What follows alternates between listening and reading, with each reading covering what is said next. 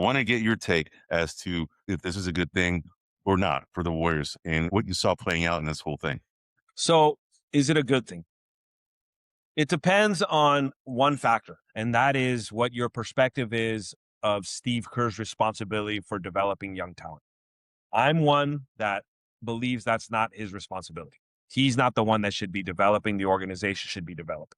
He's a people person. His job is to build a team, build unity, build chemistry, obviously work on the offense, work on the defense.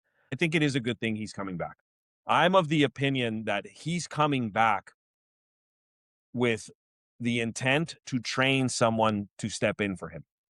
Probably. Because shortly after he resigned, you saw that Stackhouse and Terry Stotts were let go. Well, not let go. They weren't renewed. So they're going. There's been a lot of conversation about bringing Iguodala in, Yes. about bringing Willie Green in. I want to see if those things happen because I have a feeling that part of Steve's job these next couple of years will be mentoring someone to replace him. That mentor may come in the form of an assistant coach this year. Interesting. Yeah. Interesting. Yeah. Yeah. And the one thing that article said, it didn't talk about this mentoring a coach, but what you just brought up made me think about something that I read from that article that was really interesting is that it touched upon a conversation that Steve Kerr had with Lacob. And Lacob said that when you first came here, you constructed an offense to feature Curry and enhance his abilities. And that's what you did. You created this orchestra of 300 passes minimum, but you need a roster to be able to accomplish that. And the roster's different now. Steve essentially emboldened Steve Kerr to tap into that creativity again, like when you first arrived, and try and find that magic that you did to come up with some kind of an offense that enhances the strengths of the personnel that you have on the team today. That was interesting. And then Mike Dunleavy, when he had his conference, he talked about the thing being the turnovers was the main issue. So I think Yeah. they're going to really try and harp on the turnovers. Now, I don't know how they're going to fix that because I think he'd been trying to fix it the whole time, but it was falling on deaf ears.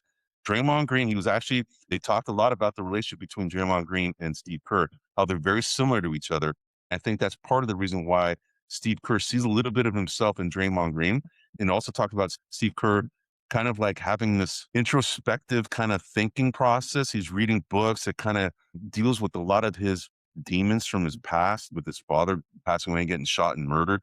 That was Yeah. a big thing for him. I think he tapped into this book about the tennis book that he reads, and he's read it multiple times. And it talks about two different personalities that everybody has, and they're always in battle with each other. I think he sees that in Draymond Green because he sees it in himself, meaning Steve Kerr. He sees a lot of similarities in the way Draymond Green's it. So he's trying to help him get over that because he's found a way to get over his demons in this journey of being a coach. He's found a way to better himself throughout this process. He tapped into this other book that he read from somebody else that helped him write notes about some of the demons that he's dealing with, some of the things that angers him, and all these things that kind of help him kind of deal with the inner demons that he has. He's trying to kind of pass that knowledge to Draymond Green, which in my opinion, I think illustrates why they're being so tolerant with Draymond Green.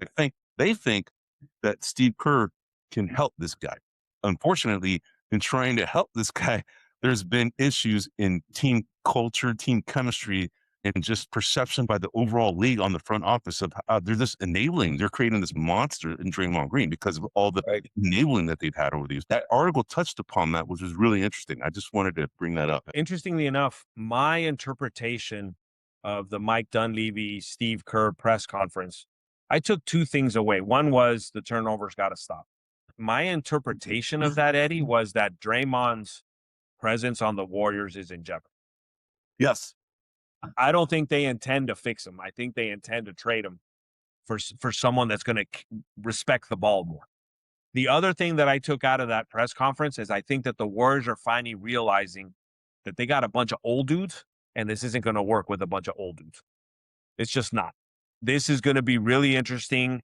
What happens with Horford and Porzingis? What happens there? Well, Horford's got an opt-in, a player option, so I believe he has to opt in. So it's up to him. What happens to Butler when he's coming back? He's older. Steph Curry's the mainstay. He's not going anywhere. What happens with Yes. Draymond? And kind of leading into your next question, I think the Warriors are really going to look at that 11th pick and see what they can get with that 11th pick and what kind of player. Because one of the reasons that Curry was able to imagine and visualize an offense is because he had a player of the caliber that he could build around. He doesn't have that right now. Not that he can't build around Curry, but that young, youthful Curry isn't the Curry It's we not have there now. anymore. And so Yes. who do you build around? You need that piece. Is that piece in the draft? Is that piece from a trade? Where's that piece coming from? That's got to be the piece that you build around, which I think is the big conflict around Kuminga, because I think that the fan base felt that Kuminga could be that piece, but I think that the Warriors that analyzed the game, I'm not talking about Lake Up, I'm talking about the scouts, I'm talking about the coaching staff, they knew that Kuminga was not that guy. That was the conflict. He's good enough to be in the rotation, but I think the He's not the organization centerpiece. the organization was pushing for him to be the centerpiece. Yes. He's not the centerpiece. This isn't Yes. going to work out. This is going to be a really fascinating offseason. In my opinion, the Warriors and the Lakers are going to have the most fascinating offseasons because there's a lot that can change for both teams in this offseason because there's a lot of movement. I, for one, am not a fan of bringing LeBron over. I'm not a fan of bringing Giannis over. You were mentioning the Spurs and the Thunder.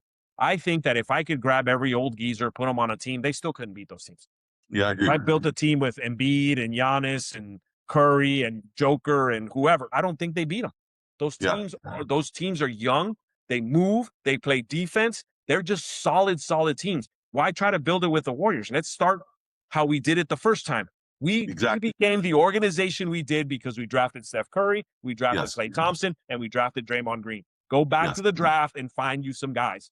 And it's hard to do, easy to say, hard to do, but you have the benefit of having Curry as a cushion for whoever you bring in and teaching them, and also taking the pressure off of them so that they don't have to be the guy right away, but they can grow into being that position. Hey everybody, this is William Del Pilar, founder of Grumblings Media, and I want to say thank you for watching our content. If you want to support our all-volunteer efforts at Grumblings Media, smash the subscribe button right here. 100% free, and please consume and share our great content. Click either one of these two boxes for more of our work.